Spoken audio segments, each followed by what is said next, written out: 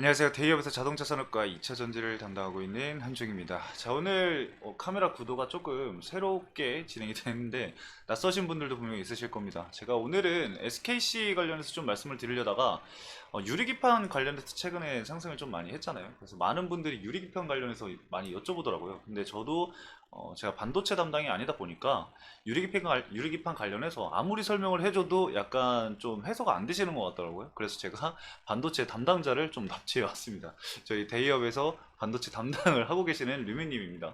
자기소개 한번. 반갑습니다. 네. 반갑습니다. 대기업에서 반도체 전문으로 멘토해드리고 있는 류민이라고 합니다. 네. 오늘 그 유리기판 관련해서 간단하게 좀 여쭤볼 거 여쭤보고 또 말씀을 드릴 거니까 참고해 주시면 좋을 것 같아요. 그래서 여러분들이 좀 해소를 하실 수 있을 만한 내용들을 말씀을 해드릴 거니까 참고해 주시면 좋을 것 같아요. 그리고 최근까지 이제 동박 사업 관련해서는 사실 주가에 영향을 많이 못 받고 있는 상황이잖아요. 그래서 동박 관련 사업 어떻게 됐는지 간단하게 먼저 말씀드리고 그 다음에 유리기판 관련해서 얘기를 진행을 하도록 하겠습니다. 자, 우선은 동박 관련해서 좀 살펴보면은 미래에셋증권에서 배터리 월간 그 리서치를 발표를 했습니다. 그 자료를 가져와서 좀 살펴보면은 이 전망을 좀 살펴볼 수가 있는데 24년도 업체별로 이 판가와 그리고 이 출하량 관련해서 좀 체크를 해볼 수가 있는데 일단은 SK 넥실리스는 우리는 체크를 좀 해봐야겠죠. SK 넥실리스 같은 경우는 출하량이 10% 정도 상승할 것으로 예상이 되고 있는 상황인데 판가 자체는 그렇게 크게 변동성이 없을 것 같아요. 그래서 밑에 보면은 중국의 배터리 업황 개선에 대해서 주목을 해야 된다라고 나와 있는데 사실 이 부분은 여러분들도 잘 알고 계실 것 같아요. 이 동박 관련해서는 뭐 중국에서 이 가격적인 경쟁이라던가 이런 부분들이 아무래도 좀 심화가 되고 공급 과잉이 일어나다 보니까 가격적인 측면이 굉장히 좀 축소가 되고 이 적자적인 부분들이 중국의 공급망이 망가짐에 따라서 사실상 이 동박 기업들이 피해를 봤다라고도 볼 수가 있기 때문에 중국 배터리 업황이 좀 개선이 됨에 따라서 동박 관련해서도 뭐 판가라던가 출하량이라던가 이런 부분에 있어서 좀 체크를 해봐야겠죠. 이거는 제가 앞으로 좀 실적이 나올 때마다 꾸준히 좀 체크를 해서 여러분들에게 말씀을 드려볼 거니까요. 참고를 좀 해주시면 좋을 것 같습니다. 자, 일단 그러면은 차트를 보면은 사실상 최근까지 주가 상승이 이 SKC의 자회사인 SK 앱솔릭스를 통해서 유리기판 때문에 주가 상승이 나왔는데, 자, 이제는 좀 물어볼 수 있을 것 같습니다. 자, 유리기판이 혹시 뭔지 간단하게 말씀을 좀 먼저. 네, 일단은 유리기판이 필요한 이유를 두 가지로 좀 줄여볼 수가 있겠는데, 내열성이 강하다는 점과 뭐 처리 속도가 빠르다는 점, 이렇게 두 가지로 줄일 수가 있겠고, PCB 기판이 지금 플라스틱 기판이잖아요. 그것과 비교를 해본다면은 플라스틱은 일단 내열성이 약합니다. 그래서 열을 가했을 때 휜다든지 녹는다든지 이런 단점이 있겠죠. 그런데 유리기판은 유리잖아요. 그래서 열에 강하죠. 그러면 이 열에 강하다는 성질을 이용해서 어디에 사용을 할 수 있을까요? 이 서버실 같은 경우에 이 소비 전력이 100% 정도에서 40% 정도가 이 열을 낮추는데 사용이 된단 말이죠. 그 유리기판을 사용을 해가지고 이 내열성이 강하다는 특징을 이용해가지고 이 소비 전력을 줄일 수가 있겠죠.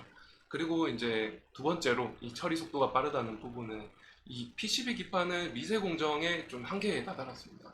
그러면서 이제 유리기판으로 좀 대체가 된다면은 지금은 1.2나노 개발을 하고 있잖아요. 1.2나노 개발을 하면서 굉장히 지금 난항을 겪고 있어요. IDM 업체들이. 그런데 유리기판을 개발을 한다면은 그 부분이 빨리 해소가 될 것이고 그보다 훨씬 더 미세한 공정을 또 개발할 수가 있을 거라고 생각을 하고 있습니다.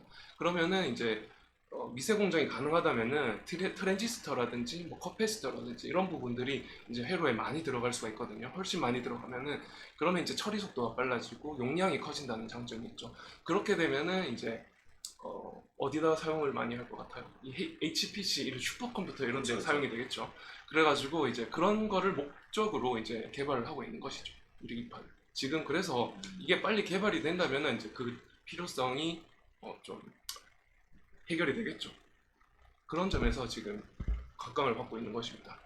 지금 뭐 사실 어려운 말들이 굉장히 많이 나왔는데 제가 그냥 알아듣고 이 해석을 해보면은 결국에는 이 고도화된 이 AI라던가 이런 거를 활용을 하기 위해서는 슈퍼컴퓨터라던가 네, 하이퍼 컴퓨팅 이런 부분에 있어서 처리 속도라던가 그런 부분에 꼭 필요하다. 네, 그래서 근데 제가 봤을 때는 이 투자자분들이 가장 궁금해하실 부분은 그거인 것 같아요. 지금 이렇게 단기적으로 좀 이슈가 됐다가 지금은 또 유리기판 얘기가 좀 쏙 들어갔는데 과연 유리기판이 앞으로 이 활성화가 될지 어떻게 생각하세요? 제가 근데 이게 인텔에서 사실 6년 동안, 6년 이상 이렇게 개발을 하고 있다고 하는데, 이 개발하지 못하고 있는 난항을 겪고 있는 이유가 이게 압력이나 이런 것들에 잘 깨진다는 문제가 있죠. 잘 깨지면 그 뭐 어떻게 사용을 하겠어요. 그렇죠. 그런 점에서 지금 깨지는 이 단점 하나 때문에 사실 개발을 계속 못하고 있는 거거든요. 그런데 지금 뭐 지금 준비하신 거 어떻게 준비하셨는지 모르겠는데, 지금 SKC의 앱솔릭스가 자회사잖아요. 그렇죠. 그 회사가 지금 개발을 하고 있고 다음 내년부터 양산을 한다고 하는데, 어떻게 될지 지금 좀 기추가 주목이 되죠. 그런 부분에서 지금 내년부터 양산을 한다면은 사실 이 비교적으로 이렇게 인텔은 30년부터 양산을 한다는데, 그에 비해서 지금 5년이나 이렇게 빠르게 양산을 한다면은 사실 되게 엄청 빠른 거기 때문에, 이렇게 빠르게 한다면 어떻게 될지 좀 궁금합니다, 저도.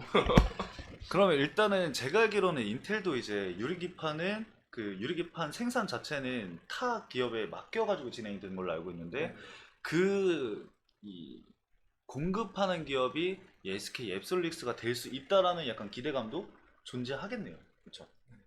어떻게 될지는 모르겠지만 그런 기대감이 분명히 존재하는 부분이 있을 것 같고 결국에는 이 고도화된 컴퓨터 기술력이라던가 AI라던가 이런 게 성장하기 위해서는 이 슈퍼컴퓨터, 이 컴퓨팅, 슈퍼컴퓨팅 이런 부분들이 분명하게 필요하기 때문에 결국에는 이 글라스 기판이 상용화가 되어야 한다라고 얘기로 정리가 될 것 같아요. 그러면은 현재 주가를 봤을 때도 단기적인 조정이 나왔다고 하더라도 장기적인 측면에서는 사실 추가적인 상승 여력이 분명히 있다고 보는데 이 부분에 있어서는 여러분들도 아시다시피 좀 장기적으로 지켜봐야 될 부분들이 너무나도 많습니다. 그렇기 때문에 우리 류민 전문가님께서도 말씀을 하셨듯이 앞으로 그 유리기판 관련해서 이슈들은 정말 상용화가 되는지 그리고 인텔에 납품할 수 있는 기대감이 계속해서 나와주는지는 좀 지켜봐야 될 부분이라고 생각을 하고요. 그럼 우리가 앞으로 좀 지켜봐야 될 부분이 어떤 거냐? 유리기판을 제외하면은 사실 동박적인 부분, 동박이 즉 본 사업적인 부분인데 동박 같은 경우는 제가 앞서 말씀드렸다시피 이 판가적인 부분들은 지금 당장은 어쩔 수 없지만 출하량 자체가 늘어나는지 그리고 이 중국 배터리 업계 개선이 업황이 개선이 되는지를 지켜봐야 될 것 같습니다. 결과적으로 뭐 지켜봐야 된다는 거 아니냐? 맞습니다. 뭐 단기적으로 봤을 때는 이슈가 어떻게 나올지 그거는 저희가 예측을 할 수 없는 부분이지만 장기적으로 봤을 때는 성장성이 있다라는 거에 우리가 주목을 하면 될 것 같아요. 그래서 매물대를 좀 크게 이탈하지 않는 모습을 보여주면서 장기 평선을 지켜준다고 한다면은 상승하는 추세 자체는 좀 지켜줄 것으로 예상이 되기 때문에 일단은 차트적인 부분들을 좀 체크를 해볼 필요가 있을 것 같고요. 수급적인 측면으로 봤을 때도 외국인 물량이 최근에는 좀 매도 물량이 나왔다고 여러분들이 판단을 해볼 수가 있을 것 같아요. 이 종목별 투자자들을 봤을 때 최근까지의 외국인 매도 물량이 좀 나왔던 걸로 판단이 되거든요. 근데 장기적인 측면으로 우리가 수급적인 부분들을 봤을 때는 외국인들이 아직까지도 이 SKC의 물량을 좀 많이 가지고 있는 것을 확인을 할 수 있습니다. 뭐 물론 그 물량 자체가 엄청나게 크진 않겠지만 뭐 맥쿼리 증권, 골드만삭스, UBS 증권, 뭐 메릴린치, JP모건 등등등을 합치게 되면은 외국계 쪽에서 가지고 있는 물량들이 꽤나 된다라는 점을 우리가 쉽게 좀 파악을 해볼 수가 있겠고요. 메이저 수급인 이 신한투자증권 쪽에서도 매도 물량이 크게 나오진 않았습니다. 다만 조금씩 차익 실현 물량이 나오고 있다라는 점은 다소 주의가 필요한 부분이다라고 말씀을 드릴 수가 있을 것 같아요. 그래서 만약에 이 메이저 수급 쪽에서 이탈이 나오지 않는 선에서 다시금 회복세를 보인다고 한다면은 추가적인 상승이 나올 수 있을 거다라고도 우리가 생각을 해볼 수가 있겠지만 일단은 차익 실현 물량이 나오고 있기 때문에 다소 이건 주의가 필요하고 이 기존에 있었던